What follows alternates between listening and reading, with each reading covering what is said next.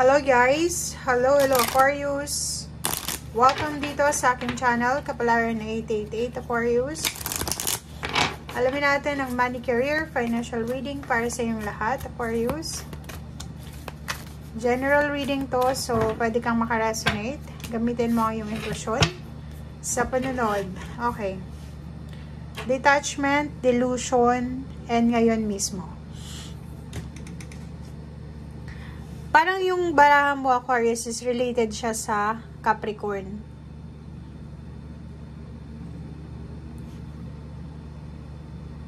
Kinakailangan mo siguro na i-detach yung sarili mo sa mga, or i-surrender mo yung intention mo, or yung mga gusto mong mangyari sa usaping financial, ngayon mismo sa Panginoon. Okay?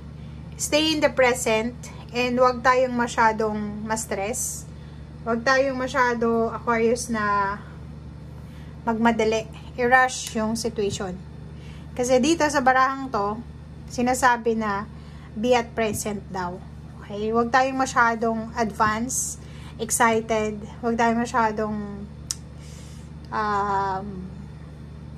palaging nagmamadali. Okay? Go with the flow and alisin natin yung control. Parang sinasabi ng baraha sa'yo dito na huwag mong kontrolin ang sitwasyon sa buhay mo. Like, marami kang gustong mangyari sa buhay mo na pagbabago financial or sa karera na pinili mo. And gusto mo, as soon as possible, mangyari to. Dito sa barahang to, sinasabi na dahan-dahan lang daw. Okay? Slowly but surely. Let it go. And be at present. So, enjoy mo daw kung ano yung nangyayari sa'yo sa ngayon. Enjoy mo yung proseso.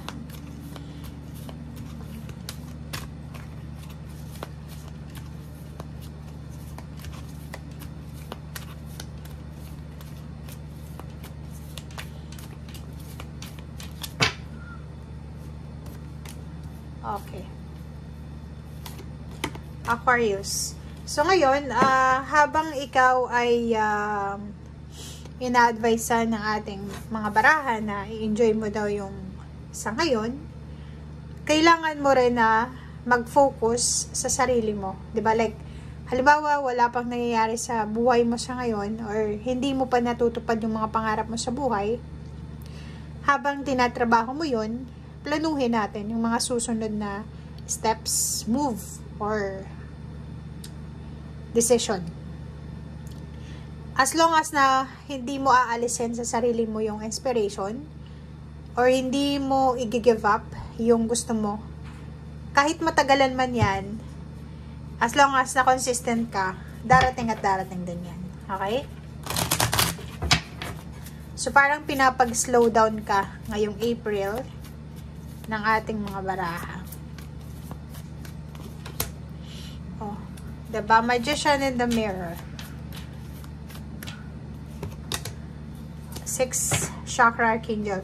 Oh, diba? Ang makikita mo dito, kailangan natin ng balance. Kailangan natin ng balance. Huwag kang, yun nga, huwag kang magmadali. Kasi pag nagmadali ka, pwedeng kung ano lang yung ino-offer sa'yo ngayon ng universe, ay sakyan mo na. Diba? So, atong 6 chakra, kailangan mong maging matalino. Kailangan mong gamitin ang iyong isip. Diba? Para siyang third eye chakra, pero hindi siya third eye. Kailangan mong gamitin ang iyong isip, hindi yung iyong emosyon. And timbangin mo yung sitwasyon. Kailangan mong timbangin yung bawat decision making na gagawin mo simula ngayong April or ngayong April na to, lalo na kung tungkol sa pera. Basta dahan-dahan lang daw. Huwag daw magmadali and huwag din maging advance. Huwag mag-multitask. Huwag mag-overthink. Huwag din mag-overtake. Okay?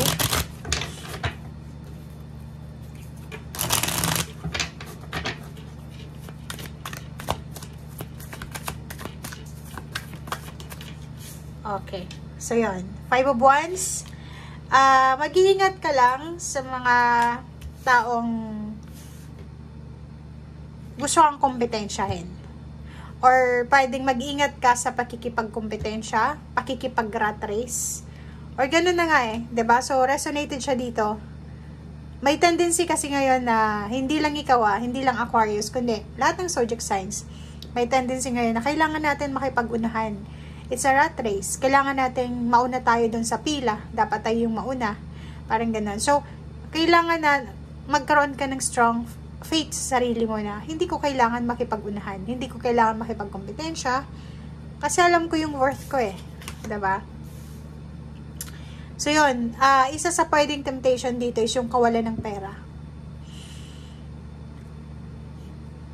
Gusto nating yumaman. Gusto mong yumaman. And isa yun sa dahilan, may problema ka sa pera. Isa yun sa dahilan kung bakit pwede kang magkaroon ng kompetensya or bigla kang maging parang tag dito.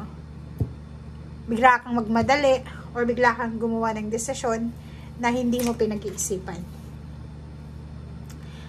May iba din sa'yo dito na medyo nakakaramdam na ng pagkabugnot, diba? Impatient ka na eh. Like, yung nag-iipon ka ng pera tapos hindi ka naman nakakaipon. Yung iba naman sa inyo dito, nag-iipon ka, pero yung pinag-iipunan mo, hindi doon napupunta. Parang ganon. So, 9 of Wands, pagod na pagod ka. Diba? Napapagod ka eh. Tao ka lang.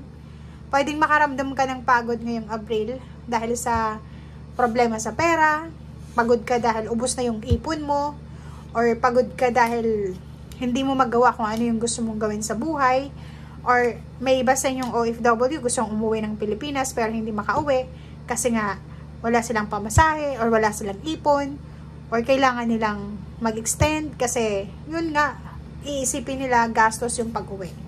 Diba? So yun, nakikita ko sa'yo dito na medyo nag-aalala ka siguro para sa future mo or nag-aalala ka sa kung ano yung mangyayari sa susunod na araw. Pero, etong sabi ng bara sa'yo na kailangan mag-focus sa ginagawa mo sa ngayon. Kung focus ka sa ginagawa mo sa ngayon, kalmado ka lang dapat. Diba? Kasi pag kalmado ka, dun mo maiisip yung mga tamang strategy. Dun mo makukuha yung tamang focus. Kasi pag, halimbawa, isipin mo yun, pag sobra tayong nagpapanik, diba? Pag nagpapanik tayo, hindi natin nakikita yung pinakasimpleng solusyon lang. Kasi yung solusyon na nakikita natin, sobrang complicated. Kasi panic eh. Pag inatake tayo ng pag-aalala, ng worries, ganun yung lalabas eh. Ganun yung mararamdaman natin. So, yun ang kailangan mo daw na iwasan. Kasi ikaw din naman yung magsasuffer niyan eh. Madidisappoint ka kasi gumawa ka ng aksyon na hindi mo pinag-isipan. Nag-multitask ka, naging advance ka mag-isip, napagod ka. So, ikaw din yung magsasuffer. So, kailangan mo dito is rest. Rest muna. Slow down. Yun yung sinasabi ng baraha. Okay, so thank you guys and see you again. Bye!